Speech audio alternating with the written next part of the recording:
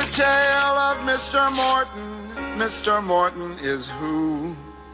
He is the subject of our tale, and the predicate tells what Mr. Morton must do.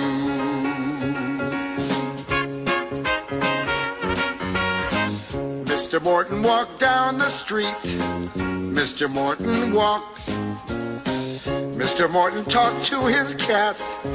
Mr. Morton talked. Hello, cat. You look good. Mr. Morton was lonely.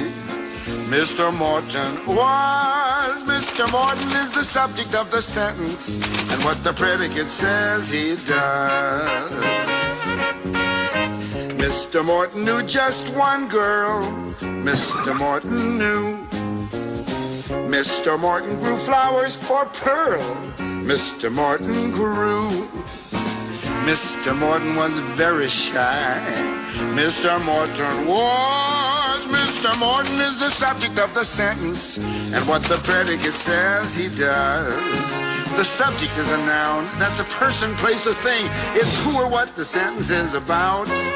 And the predicate is the verb. That's the action word that gets this subject up and out. Mr. Morton wrote Pearl a poem. Mr. Morton wrote.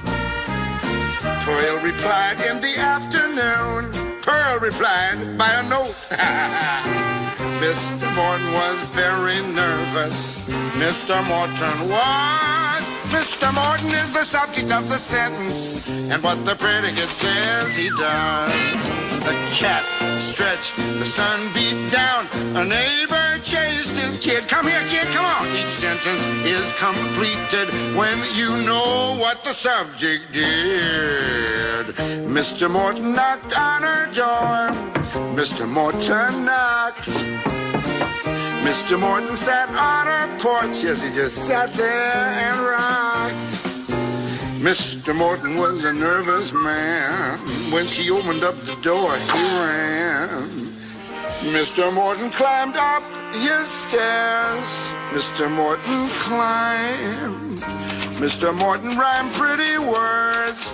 Mr. Morton rhymed. Mr. Morton was lonely. Mr. Morton was, until Pearl showed up with a single rose. Who says women can't propose? Now Mr. Morton is happy, and Pearl and the cat are too. They're the subject of the sentence, and what the predicate says, hey!